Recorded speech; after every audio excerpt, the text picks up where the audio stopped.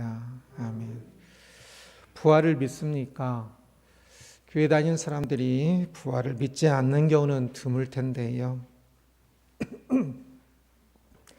그런데 익숙하여서 믿고 있다고 생각하지 실제로는 믿고 있지 않는 경우도 많을 수 있습니다.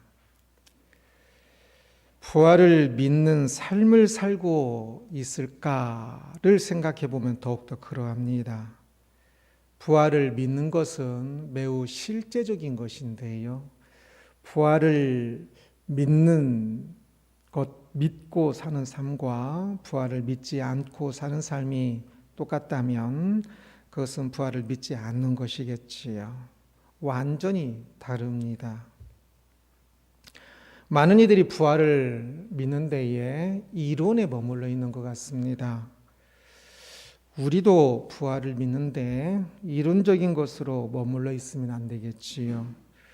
우리는 어떻습니까? 부활이 내 삶에 녹아져 있습니까?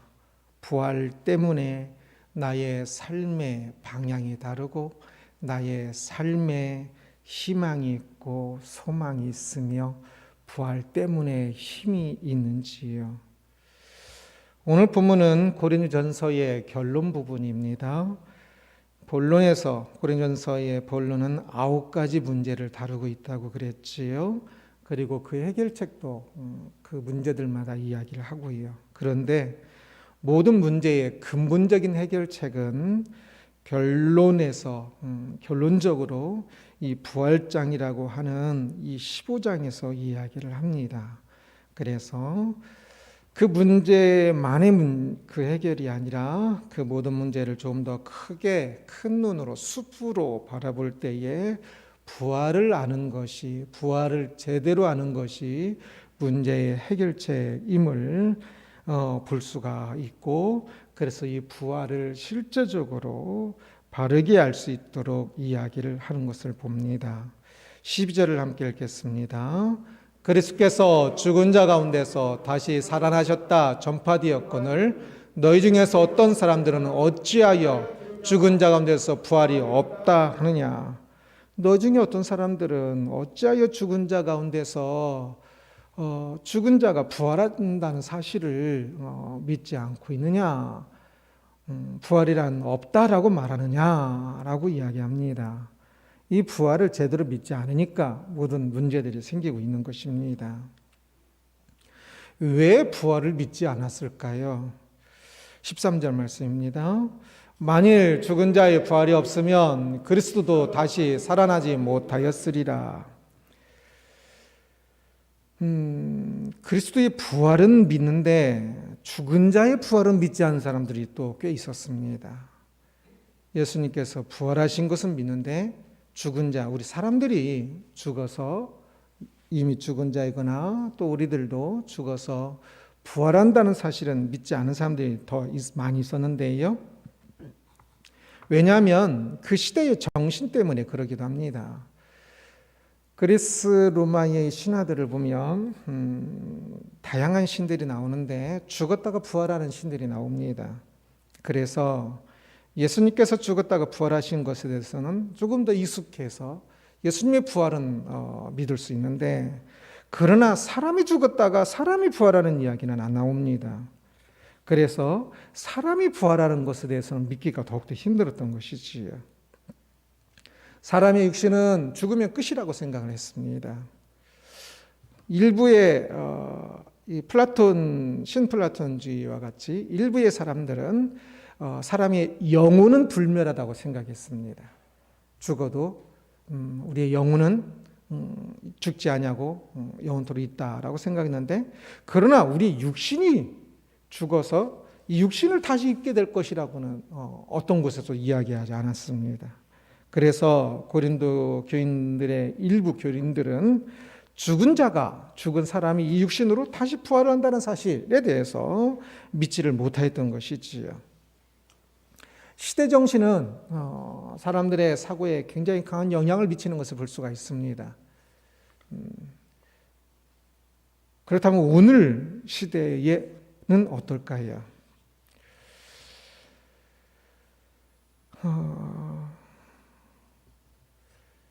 14절 함께 보겠습니다. 그리스도께서 만일 다시 살아나지 못하셨으면 우리가 전파하는 것도 헛것이요 또 너희 믿음도 헛것이며. 너희들이 당신들이 부활이 없다고 생각하는데, 우리 사람의 부활이 없다고 생각하는데, 만약에 부활이 없다고 생각하면 그것은 그리스도의 부활도 안 믿는 것이에요.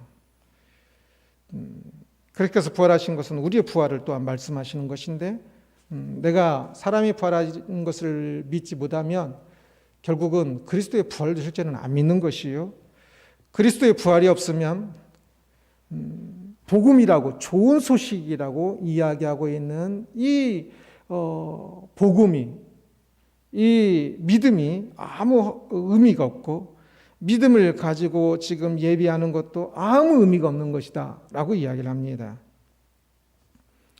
부활이 없으면, 부활을 모르면 믿음과 관련된 모든 것들이 없는 것입니다. 부활은 모든 사람의, 모든 믿음의 기초인 거지요. 이것이 매우 또한 중요합니다. 이것을 고린도 교회의 이야기로만 국한되어서 생각하지 않도록 해야 합니다. 말씀은 항상 1차적으로 그 당시 사람들에게 전하시는 말씀입니다. 그들의 환경에서 설명하는 거지요. 그래서 이것을 또한 이제 이 말씀이 무엇을 말씀하시는 것인지, 우리의 환경에서는 무엇을 말씀하시는 것을 제대로 들으면 또한 오늘날 우리를 향한 고린도 교회가 아니라 하늘 깊은 교회 전서가 또 될 수 있을 것입니다. 오늘날 사람들은 부활을 믿고 있을까요? 오늘날 시대는 부활에 대해서 이러쿵 저러쿵 별로 이야기하지 않습니다. 그래서 사람들도 부활에 대해서 뭐 믿는다, 안 믿는다, 뭐 그런 말 하지 않아요.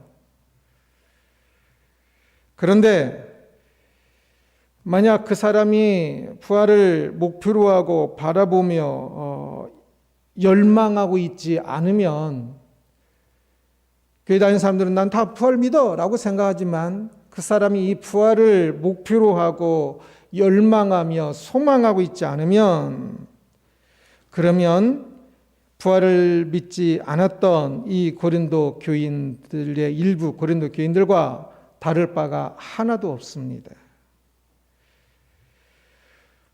부활에 대한 믿음이 없는 것과 마찬가지로 부활에 대한 무관심도 동일하게 부활이 없는 것입니다. 부활에 관심이 있는지요? 부활한다는 사실을 알고 있는지요? 내가 부활한다는 거. 현대인의, 오늘날 사람들의 부활에 대한 인식의 현 주소는 무관심일 것입니다. 부활에 대한 무관심은 사람들이 죽음 이후에 대해서 진지하게 생각하지를 않기 때문에 그렇지요. 워낙 바쁘다 보니까 죽음 이후까지 생각할 겨를이 없어요. 그래서 죽음 이후에 자신의 몸과 영혼이 부활하든 부활하지 않든 생각도 별로 하지도 않고 관심도 없는 거지요. 지금 당장 목구멍이 포도청인데, 지금 당장 이곳에서 살해하는데 언제 그런 거 생각하냐고 사치라고 생각을 하기도 합니다. 사람들의 관심은 죽음 이후가 아니라 지금 오늘이지요. 오늘 학교에서 시험 보러 와서 시험 점수가 몇 점이 나오고, 오늘 게임을 해서 게임 아이템을 뭘 더 얻고, 오늘 직장에서 월급이 얼마를 더 받고, 오늘 무엇을 하는 것에만 더 온통 하루 종일 그런 생각들만 하고 삽니다. 그런데 준비되지 않은 미래는 망하게 되어 있지요. 죽음 이후를 생각하지 않고 죽음 이후를 준비하지 않은데, 그렇다면 죽음 이후 어떻게 되겠습니까? 망할 수밖에 없겠지요. 고린도 교회에 부활이 없다 말하는 사람들이 있었습니다. 부활을 믿는 것이 당시 시대의 사고에 많이 맞지 않았기 때문에 그랬지요. 그래서 부활이 없는 사람으로 살았습니다. 그래서 문제가 많았습니다. 복음이 세속화되었고요. 부활이 복음의 핵심인데 대속과 부활이 핵심인데 이 부활을 제대로 믿지 않으니까 복음이 제대로 그들 안에 있지 아니하고 복음이 제대로 있지 않으니까 교회에서 계속적으로 문제들이 생기는 것입니다. 분쟁하면서 이 고린도 교회의 첫 번째 문제가 분쟁이고 그래서 분쟁을 통한 높아짐이었지요. 그래서 그 문제에 대한 해결책은 십자가의 도였습니다. 낮아짐이었죠. 그런데 여기서 부활을 믿지 않으면 십자가의 도, 낮아짐을 누가 낮아지려고 하겠습니까? 사람은 이 땅에 살려면 삶이 아니고 오는 세상에서 영원한 시간을 이제 살아가게 될 것입니다. 그 부활을 믿으면 이 땅에서 잠시 낮아지고 십자가의 도의 길을 가는 것이 결코 손해보는 일이 아닌데, 부활을 믿지 않고 이 세상에만 사는 것에 대해서 생각하는 사람이라면 결코 낮아질 수가 없겠지요.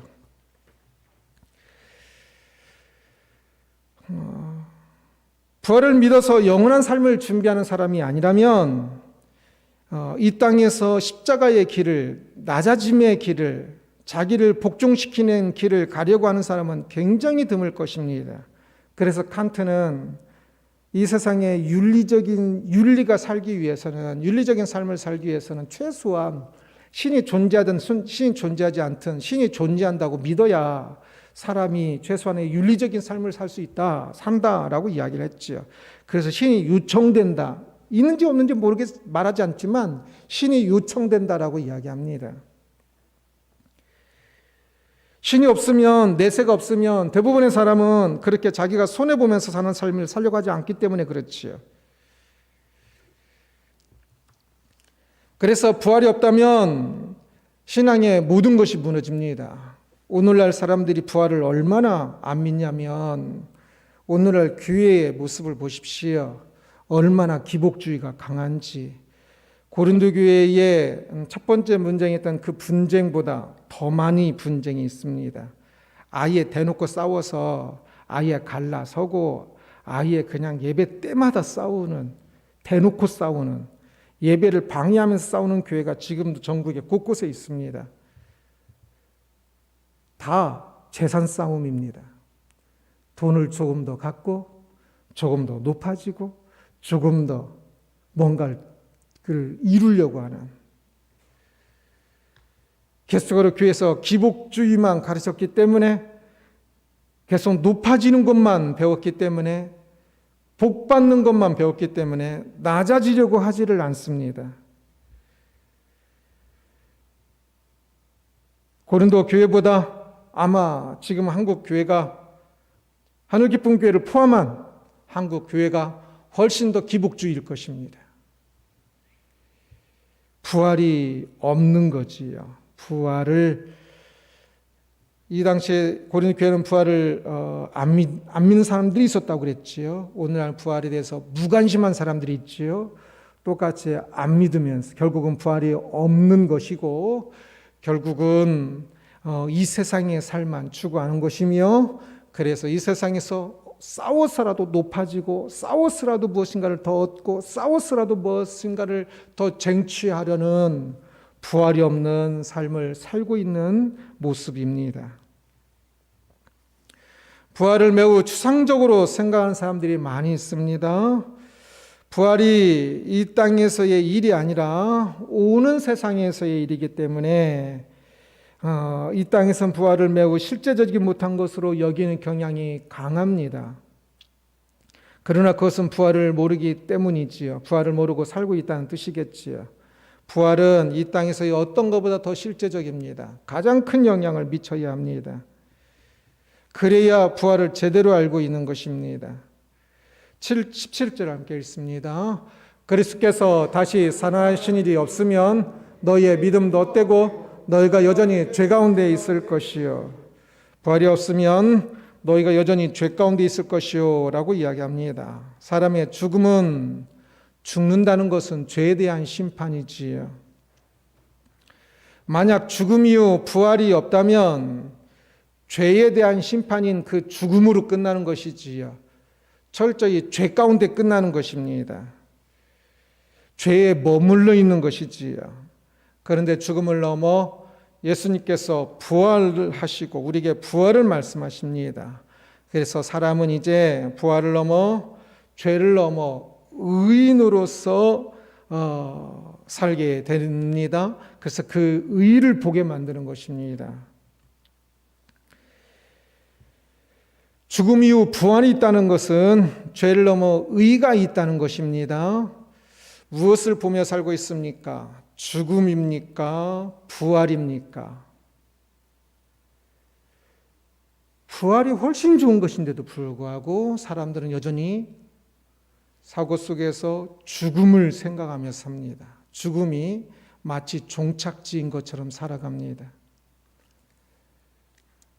죽으면 다 똑같으니까 이 땅에서 그냥 죄를 저질러도 들키지만 않으면 되는 것이고요.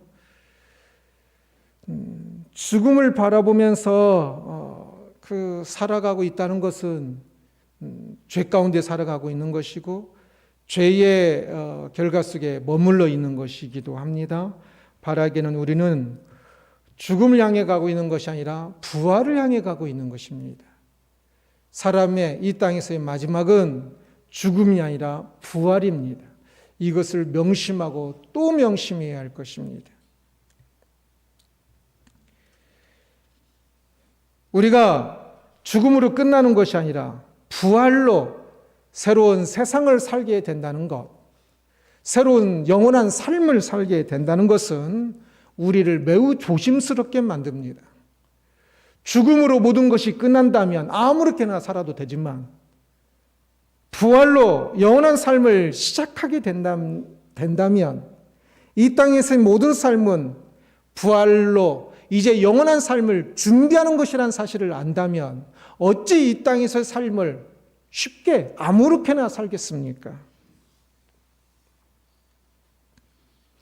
이 땅에서 삶은 이제 부활로 마치고 그래서 이 부활함으로 우리는 영원한 삶을 살게 되는 너무나 중요한 삶을 살아가고 있는 것입니다. 그러기에 부활을 믿는 사람은 이제 죽음과 죄가 아니라 죽음을 넘어 이제는 그 의와 그 생명을 바라보면서 이제 어찌 살아야 할까를 생각하면서 살아야 합니다. 어찌 살아야 나의 영원한 삶에 귀한 발자국을 이 땅에서 이 짧은 시간들이 진짜 짧은 이 시간들을 어떻게 살아야 부활하여 살게 될 그 영원한 삶에 그 도움이 되고 귀한 발자국이 될 수 있을까를 생각하면서 살게 되는 것이지요. 부활을 믿는 사람은 그래서 이제 이 땅의 모든 이러한 우리가 지금 살아가는 것이 많은 아픔들이 있는데 이 아픔을 몰고 온 지긋지긋한 죄와 싸우며 이제 부활하여 의인으로 살 것이니까 그러면 지금 이제는 그것을 믿으니까 이제는 지금 이 땅에서 아직도 내 안에 내가 믿음을 가지고 있음에도 불구하고 내 안에 있는 많은 죄들 이 죄와 이제는 조금 더 싸우고 이 죄를 이기면서 부활하여 살게 되는 그 의의 그 적합한 그의 그 모습에 적합한 모습이 되기 위하여서 이 땅이 더욱더 싸우는 죄와 싸우는 삶을 살게 됩니다. 죽음을 믿는 사람은 죽음을 바라보는 사람은 어떻게든지 죽기 전까지 이 세상에서 그냥 다 누리고 이 세상에서 편한 거 다 편하고 자기 쾌락을 즐길 수 있는 거 다 즐기고 죽으면 끝이니까 그렇게 살겠지만 부활을 바라보며 부활을 믿는 사람은 부활하여 영원히 살게 될 것이니까 그 영원히 살게 될 삶을 위하여 준비할 것이 무엇인지 그것을 바라보며 살게 될 것입니다. 19절을 함께 읽겠습니다. 만일 그리스도 안에서 우리가 바라는 것이 다만 이 세상의 삶뿐이면 모든 사람 가운데 우리가 더욱 불쌍한 자이리라. 우리가 바라는 것이 다만 이 세상의 삶뿐이면 불쌍한 자라 말합니다. 신앙인은 이 세상만이 아니라 영원한 나라를 보며 사는 사람들이어야 한다는 뜻이지요. 영원한 나라를 바라보지 않으면 신앙인은 오히려 더 불쌍한 사람이라는 것입니다. 영원한 나라가 우리의 본향이며 종착지입니다. 그런데 어떤 신앙인들은 이 세상에서만 소망을 가지고 있다 보니까 자꾸만 기복주의로 흐르는 거지요. 그것이 얼마나 해가 되는지를, 영원한 세상에서 얼마나 해가 되는지를 모르고, 이 세상에 막 어떻게 해서든 돈만 더 있고, 이 세상에 어떻게든지 좀 더 편안하고, 이 세상에 어떻게든지 그냥 즐기고, 그러면 좋은 것으로, 그러면 복받은 것으로 착각하는 것이지. 부활을 아는 사람은 이 세상의 편안함과 누림은 지극히 작은 일이고, 영원한 세상에서 복을 받는 것이 지극히 큰 일임을 압니다. 지극히 작은 일에서 사는 것이 아니라 지극히 큰 일을 위해서 사는 것이, 그것이 진짜 신앙인의 모습일 것입니다. 그렇게 영원한 세상에서 복을 받는 것을, 그 복을 바라는 사람은 기복주의라고 말하지 않습니다. 그것은 신앙이라고 말합니다. 영원한 세상에서의 복을 위하여 이 세상에서 십자가의 길을 가는 사람, 십자가의 도를 따라 낮아지고 더 사랑하며, 사랑의 대명사가 오래 참고였지요. 계속적으로 사람들을 향하여 참아주고, 상황을 향하여서 참아주고. 세상 사람들은, 이 세상의 죽음을 바라보는 사람들은 이 세상에서 어떻게 해서는 조금 더 지금 잘 살고 있는 게 중요해. 지금 돈이 많이 있는 게 중요하고. 그러나 부활을 바라보는 사람은 지금 크고 작음이 중요하지 않아요. 돈이 많으면 좀 편안하긴 하겠지요. 그러나 그것이 중요하지는 않아요. 크다고 교만하지 않고, 작다고 절망하지 않고,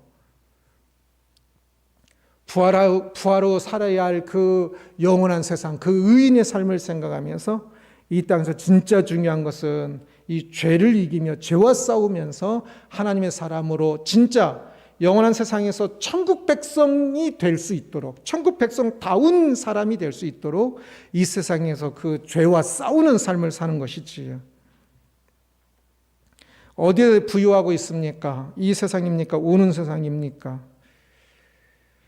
이 세상에서도 편안하고 오는 세상에서도 그렇게 편안했으면 좋겠다라고 말할지 모르겠습니다. 그러나 예수님은 이 세상에서 십자가의 길을 가라고 이야기합니다.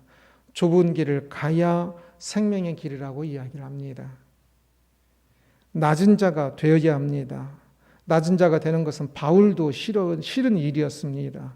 그래서 바울도 자기 자신을 처복종시키면서 낮은 자가 되도록 그렇게 살아갔습니다.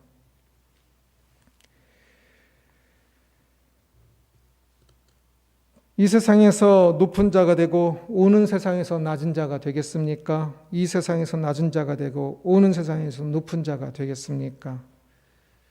부활이 실감나지 않는 사람들은 망설일 것입니다. 이 세상에서 높은 자가 되고 오는 세상에서 그냥 구원은 그냥 꼬레비 정도로 그냥 제일 뒤에 구원을 받더라도 이 세상에 조금 높은 자가 됐으면 좋겠다고 생각할지 모르겠습니다. 그러나 그것은 분명하건대 부활을 믿지 않는 사람입니다. 부활을 실감나지 않기 때문에 그렇죠. 영혼이란 것이 실감 안 나지요. 그러나 믿음은 영혼을 바라보게 하고 부활을 바라보게 합니다. 영혼의 길이만큼 실감나지는 않지만 그래도 최소한 이 땅의 삶보다는 훨씬 더 실감나는 더 긴 시간인 것을 믿습니다.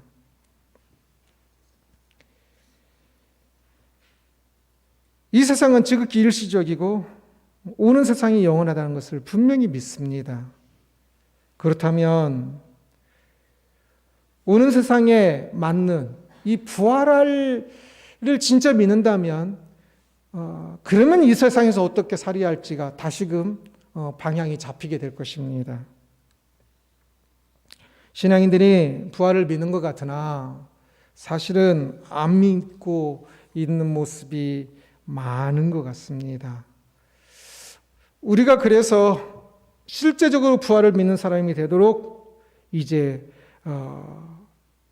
인생이 주어진 것이지요. 인생에서 그 훈련을 하는 것이지요.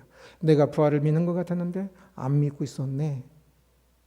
내가 부활을 많이 믿고 있는 것 같았는데 조금 믿고 있었구나. 그렇다면 부활을 실제적으로 진짜 믿기 위해서 내가 어찌해야 할까? 부활을 알아야 죄를 이깁니다. 부활을 모르면 죄와 타협하며 살 것입니다. 그러나 부활을 알면 죄와 타협하기보다는 죄와 싸우며 살 것입니다. 죄를 이기는 과정은 힘들고 어렵습니다. 섬기는 것이 꺼려지지요. 사랑하는 것이 속이 탑니다.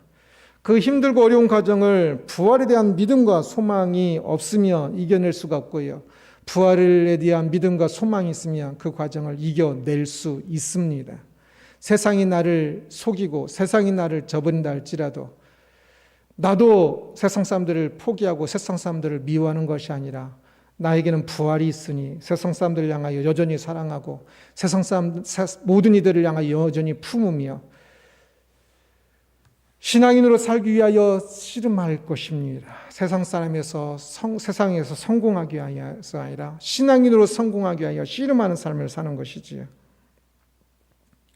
그래서 죄를 이기는 과정에서의 싸움과 수고와 낮아짐들이 부활을 믿는 사람에게는 넉넉히 이길 수 있는 과정이 될 것입니다. 패배자들이 말하는 것처럼 아무도 그렇게 할 수 없다고는 그 말에 절대 속지 마십시오. 모든 사람들이 이 죄를 이기는 과정들은 사람들마다 천지 차이입니다. 죄를 이기는 그 싸움의 과정을 가지 아니하고 죄 없는 사람 한 명도 없다라고 말하면서 죄와의 싸움을 포기하지 말고 의인이 되기 위한 하나님의 사람이 되기 위한 거룩한 사람이 되기 위한 섬기는 사람이 되고 사랑하기 위한 사람이 되기 위한 수고하기 위한 그 한 걸음 한 걸음들을 오늘 걸어가야만 하는 것입니다. 그것이 실제로 부활을 믿는 사람입니다. 부활을 실감하는 사람이지. 부활하면 이 땅에 사는 그 모든 삶이 그대로 드러날 것입니다. 그것이 얼마나 찬란하게 드러날지 모릅니다. 그런데 그것을 어찌 이 땅에서 조금의 이익을 위하여 조금의 편함을 위하여서 포기하겠습니까? 부활을 기억하라라는 제목으로 말씀을 살펴보았습니다. 육체의 부활을 잘 받아들이지 않던 고린도 교인들이 있었음을 보았지요. 오늘날은 교인들이 다 믿음을 받아들이고 있는 것 같으나 그러나 실제로는 아마 부활을 믿지 못하던 이 고린도 교인들보다 더 퍼센트로 한다면 더 많은 사람들이 부활을 믿지 못하고 있을 것입니다. 죽음에 대한 진지한 생각이 없습니다. 그래서 멋대로들 살고 있습니다. 인생을 살아가는 것이 얼마나 처절하며 얼마나 소중한지를 생각하지를 못하고 막연하게 죽음을 향해 가고 있는 것을 봅니다. 살살살게 죄를 저지르면서 그 숨기면 된다고 생각하고요.